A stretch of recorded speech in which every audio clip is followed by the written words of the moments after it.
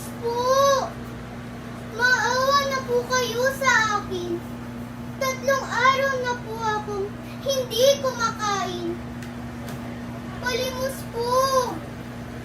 Palimos po! Yan ang aking hanap buhay. Humihingi ng limos sa mga taong dumaraan. Ang aking inay, isang labandera sa isang malaking bahay. At kami ay nakikitira sa isang maliit na dampa. Isang araw, narinig ko ang aking ina na sumigaw ng malakas. Huwag po! Huwag po! Maawa na po kayo! Guardia, ilabas mo ang babaeng ito sa pamamahay ko!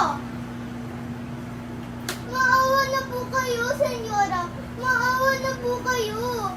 Hindi po ang nanay ko ang kumuha ng nawawala ninyong pera. Ngunit pinakawalan ng senyora ang kanyang mga aso. Aw! Aw! Aw! Kaya dinala ko ang aking ina sa aming munting dampa. Diyan ka muna, inay, ha? Manghihingi muna ako ng kaunting tulong at gamot ninyo. Tok, tok, tok, tok. Palimos po!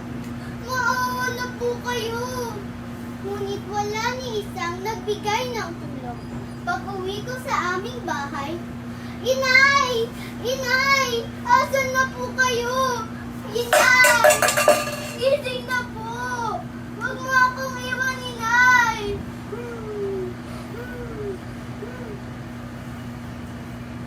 Inay, narito ang kaunting pera. Ano ang ginagawa niyo rito? Wala na ang aking ina! Umalis na kayo rito! Layas!